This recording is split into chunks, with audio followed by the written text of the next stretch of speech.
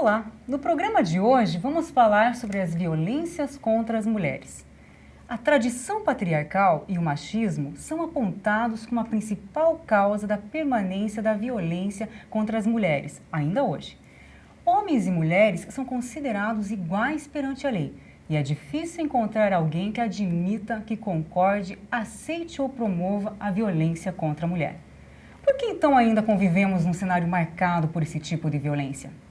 O que temos ensinado e aprendido sobre ser homem e ser mulher quando as pesquisas apontam para índices altíssimos de vítimas dessas violências? Para falarmos sobre esse assunto, nós recebemos a promotora doutora Mariana Basso, do Núcleo de Promoção da Igualdade de Gênero do Ministério Público Estadual do Paraná. Temos também a presença da estudante Lilian Vessoski, do estudante Pedro Silvestrini do Prado Garcia, ambos do Grêmio Estudantil do Colégio Estadual Lisímaco Ferreira da Costa, e da estudante Nayag Bauer de Lira, do Grêmio Estudantil do Colégio Estadual Newton Freire Maia. Olá, tudo bem? Oi, tudo. Sejam bem-vindos, é um prazer ter vocês aqui no Educação em Debate. Mas antes de iniciarmos nossa conversa, vamos assistir a uma matéria sobre o tema de hoje. Existem diferentes formas de violência: a física, simbólica, sexual, moral, psicológica, econômica, entre outras. Elas atingem e atuam de diferentes formas e estão estruturadas nas relações de gênero, de classe, étnico-raciais e geracionais. De acordo com o Mapa da Violência 2012, do Centro Brasileiro de Estudos Latino-Americanos e do Ministério da Justiça, entre 84 países do mundo, o Brasil ocupa a 7ª colocação com taxa de 4,4 homicídios para cada 100 mil mulheres. Os dados mostram um aumento no número de denúncias, mas em contrapartida, mantém o Brasil entre os países com o maior índice de agressão contra o sexo feminino. O estado do Paraná ocupa a 3ª posição em assassinato de mulheres, e Curitiba, dentre as capitais brasileiras, ocupa o 4º lugar no ranking da violência contra a mulher. Diante desses dados, a Secretaria de Estado da Educação do Paraná entende que a educação tem papel fundamental no enfrentamento às violências contra as mulheres. Para isso, a escola deve promover o diálogo sobre esses temas com os estudantes, dando a eles acesso ao conhecimento para entender as relações de gênero, a fim de que se tornem agentes promotores de ações, buscando sempre a igualdade entre homens e mulheres.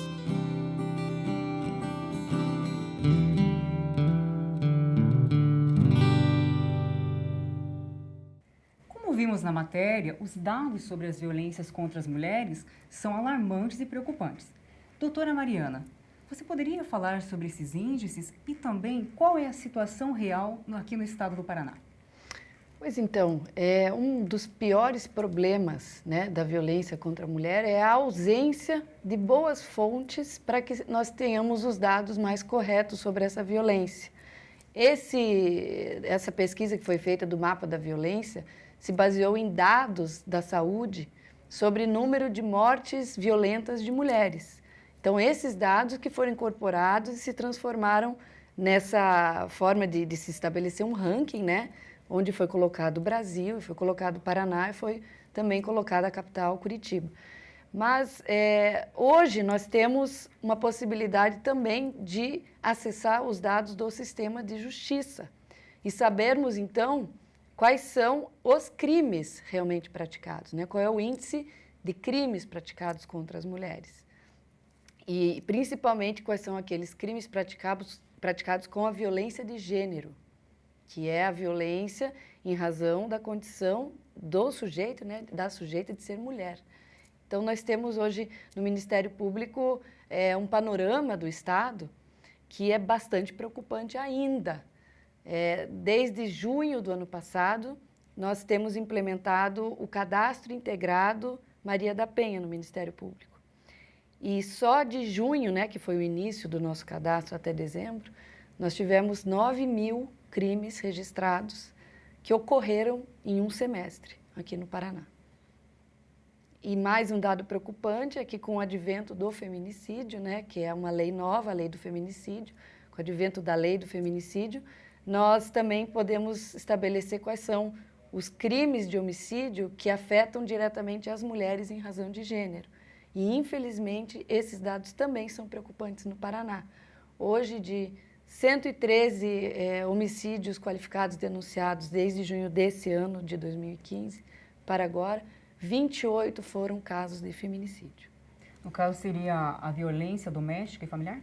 O feminicídio, ele é o crime de homicídio, né, de assassinato, que é como se diz, de uma mulher, tem que ser uma mulher a vítima, e por razão de gênero, pelo fato da condição feminina, né, ou pelo fato da violência doméstica e familiar, que daí é enquadrada como a Lei Maria da Penha. Ok.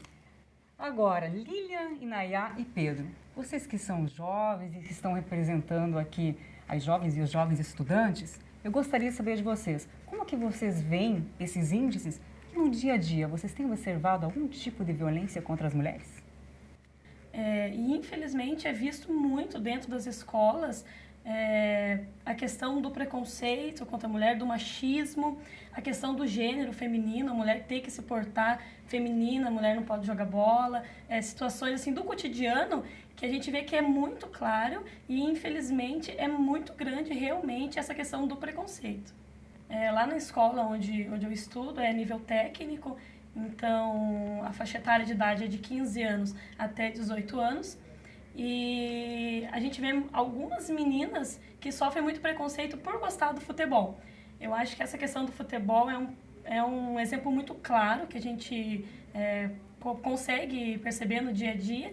Então, existem algumas adolescentes, algumas jovens que gostam do futebol como um esporte mesmo e que se sente um pouco retraída, assim, quando tem a vontade de praticar esse esporte.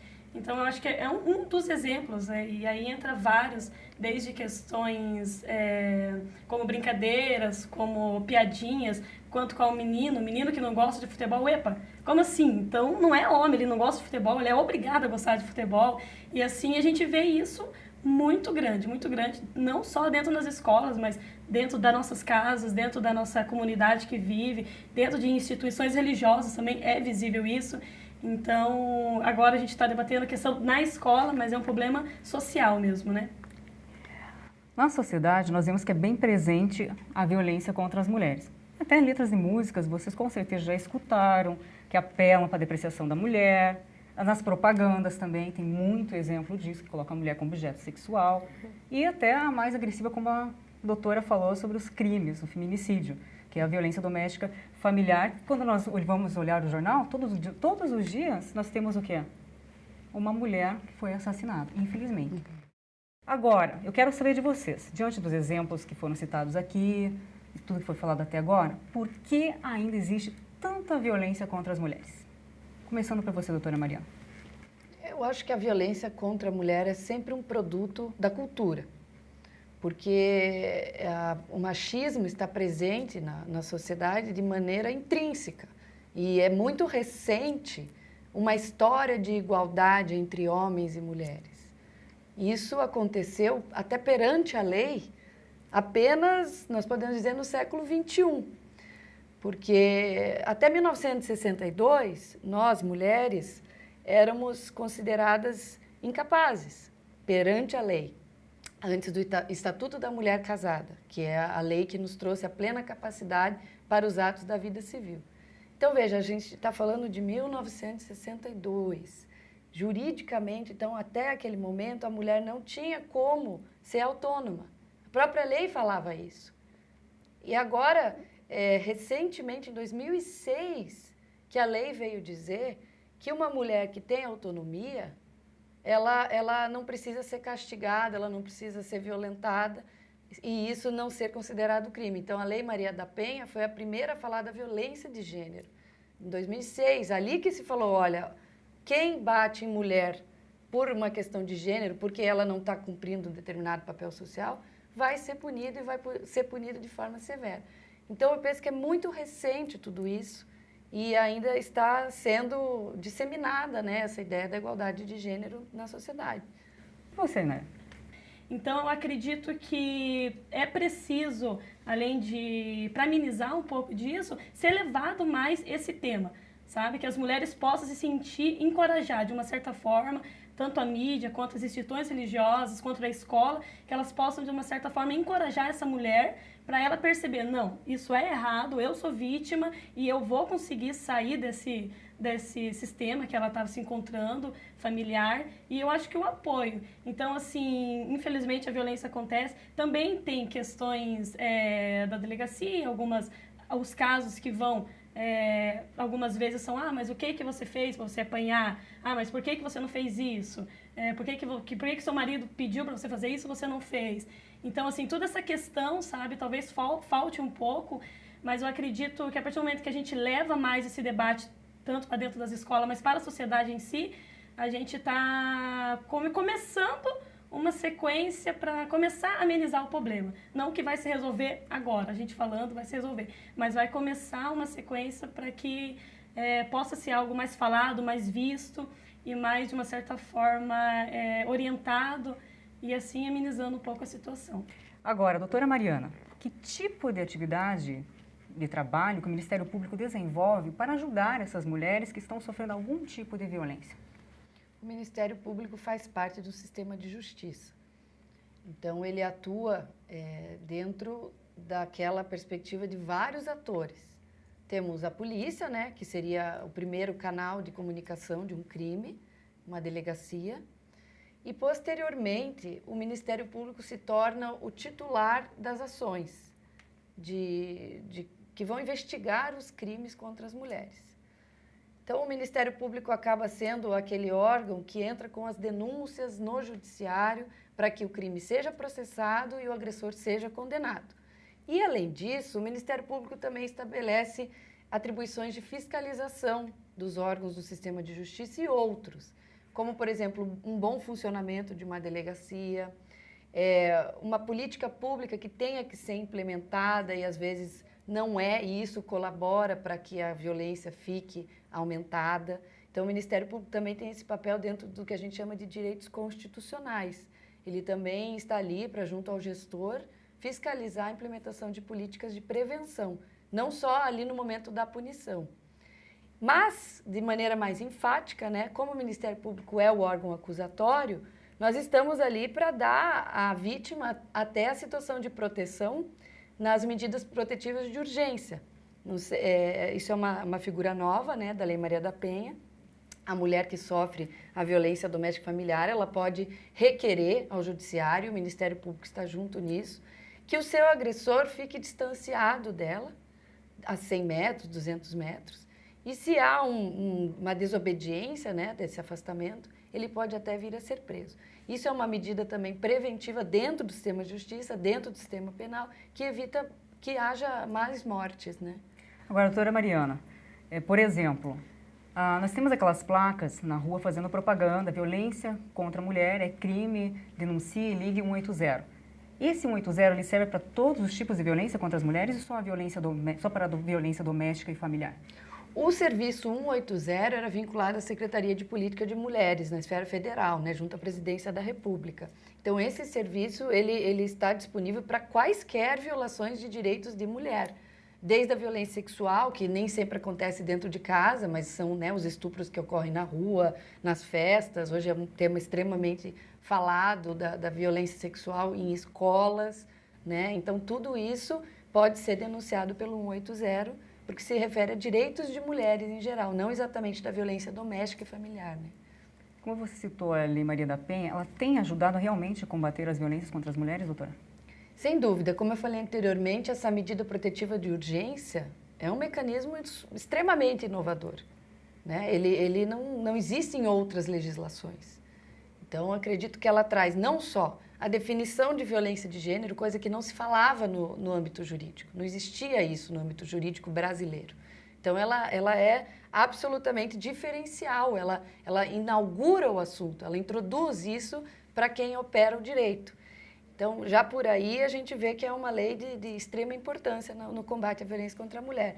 Afora isso, ela tem duas facetas. Ela fala das políticas preventivas, né, dos lugares onde a mulher pode ter um apoio do poder público para se bastar economicamente, para sair do ciclo de violência, campanhas de orientação, grupos de reflexão de homens agressores. Então, ela tem essa faceta e tem a faceta da persecução criminal, que a gente fala, que são as denúncias, os aumentos de pena, a modificação, no sentido de que hoje o agressor ele não vai para um juizado especial fazer um acordo, ele vai preso. Então, essa foi uma modificação da Lei Maria da Penha. Sem dúvida, é uma lei que ajuda muito a combater a violência de gênero. Agora, Lilian, Nayá e Pedro, observando as relações de gênero no dia a dia, eu gostaria de saber de vocês. Vocês acham que as meninas e os meninos, eles têm direitos e oportunidades iguais na sociedade atual? Lilian. Eu acredito que não, porque a menina, quando ela sai, ela tem que se ver se a roupa dela tá boa, se está apropriada, porque senão, se ela for estuprada, alguma coisa assim, a primeira coisa que ela vai perguntar é o que ela estava vestindo, é o que ela estava fazendo na balada 10 horas da noite. Ela tinha que ter essa liberdade de fazer o que ela quiser, como os homens têm, mas ela já não tem. Quando ela sai na rua, ela tem que se preocupar, será que eu coloco essa roupa? Porque se eu colocar essa roupa, um monte de homens vão assoviar para mim, vão me chamar a atenção. Agora, se eu colocar outra, talvez não. Então, a mulher não tem tanta liberdade quanto o homem na sociedade. Nayá.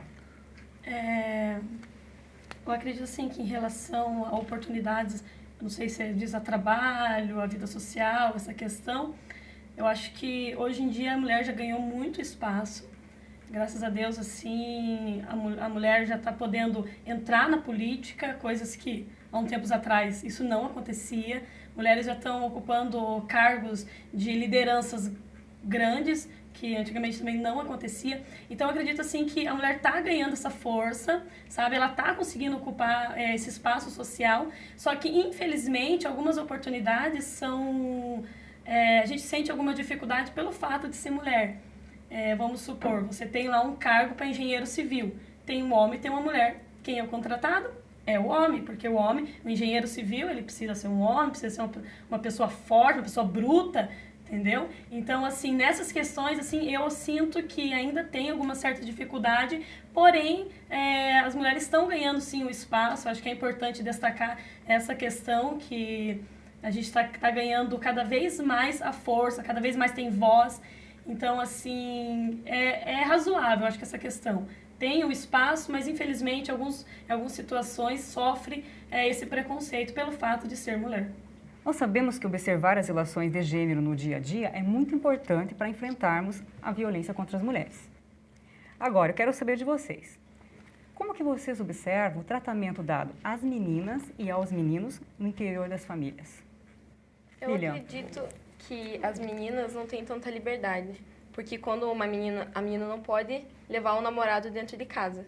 Agora, o menino, quando leva a namorada, é o bambambam, ele é um machão. Agora, a menina é a promíscua, porque tem um namorado. Agora, quando o menino transa, é tudo bonitinho, é tão legal que ele tá explorando o corpo dele. Agora, quando a menina faz isso, ela tá sendo promíscua. E Nayá? Infelizmente, a gente vê essa questão cultural dentro das famílias, né? Famílias tradicionais, onde a gente presencia mais isso. Eu acredito, assim, não só na adolescência, mas desde a infância, desde quando a criança nasce, ele já nasce a menininha para ser o sexo frágil, para ser aquela que vai dar prazer, para ser aquela que vai cuidar do lar, que vai cuidar dos filhos. E o homem não, o homem já nasce para ser o bruto, o forte, o que não pode chorar. Então, assim, essa questão vai criando na criança mesmo, ela vai desenvolvendo aquela personalidade, né? No homem de ser forte e na mulher de ser frágil. Às vezes a mulher nem é tão frágil assim, mas por ela viver num convívio ali onde tudo favorece ela se tornar frágil, ela vai ser mais frágil. Então, assim, essa questão do machismo vem desde lá de trás, né? Dentro das famílias. Então, acredito que para a gente ter uma amenização nessa violência, é preciso resgatar lá atrás, assim, sabe? Quem sabe reeducar os pais, que homem pode chorar sim, homem tem sentimento, homem pode gostar de músicas calmas, música romântica, entendeu? Homem não é obrigado a gostar de futebol, mulher pode gostar de futebol, mulher pode ser durona, mulher não pode, tem o direito de não expressar os seus sentimentos quando está triste. Então, assim, eu acho que toda essa questão cultural vai influenciando para que o adolescente, para que o jovem, para que o homem, tanto a mulher quanto homem se torne, faça parte desse padrão de machão, de menininha, entendeu? Então, acho que é uma questão, assim, bem lá de trás, né? Não só na adolescência também. E você, Pedro? Como que você vê essa questão? A questão também na infância. A garotinha tem que estar de rosa, o garoto de azul. A garota tem que fazer balé, o garoto futebol.